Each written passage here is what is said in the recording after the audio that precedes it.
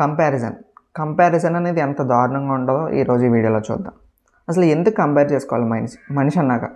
నువ్వు ఒకే సేమ్ క్లాస్లో ఉన్నప్పుడు పక్కన కూర్చున్నప్పుడు సేమ్ క్లాస్లో క్లాస్మేట్స్తో ఉన్నప్పుడు కంపారిజన్ ఎందుకు వస్తుంది?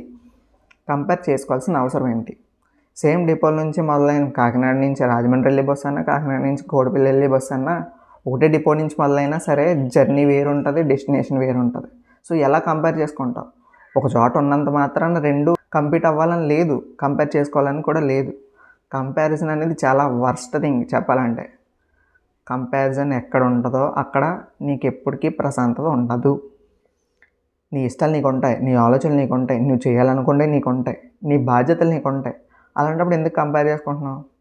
నీకు సేమ్ ఒకే ఇంట్లో ఉన్నాడన్నా, ఒకే క్లాస్లో ఉన్నాడన్నా ఒకలా ఉండదు సిచ్యువేషన్. ట్రాఫిక్లో ఒకరిని సైడ్ వేసుకుని వెళ్దాం అనుకుంటే నీకున్న పాసిబిలిటీ ఒకలాగా ఉంటుంది, నీ తర్వాత ఉన్న పాసిబిలిటీ ఒకలా ఉంటుంది. నువ్వు క్రాస్ చేసి వెళ్ళిపోయిన తర్వాత కూడా ఆడు క్రాస్ చేసేద్దాం అనుకున్నప్పుడు సిచ్యువేషన్ ఒకటి కాదు, అక్కడ ఉన్న పొజిషన్స్ ఒకటి కాకపోవచ్చు. ఆ విత్ ఇన్ 2-3 సెకండ్స్లోనే ఇంత జరగచ్చు, ట్రాఫిక్ మారచ్చు. అలా ఒకటి కాన్స్టెంట్గా మారుతూ ఉన్నప్పుడు కంపారిజన్ అని ఎందుకు చేసుకోవాలి?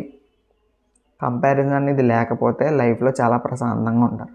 మెయిన్ పేరెంట్స్ వల్ల ఈ కంపారిజన్ అని వస్తుంది. వాళ్ళ పిల్లల్ని కంపేర్ చేస్తారు, ఎదుటి పిల్లల్ని కంపేర్ చేస్తారు. First parents to parents compare చేసుకుంటే అప్పుడు అన్నీ సెట్ అవుతాయి.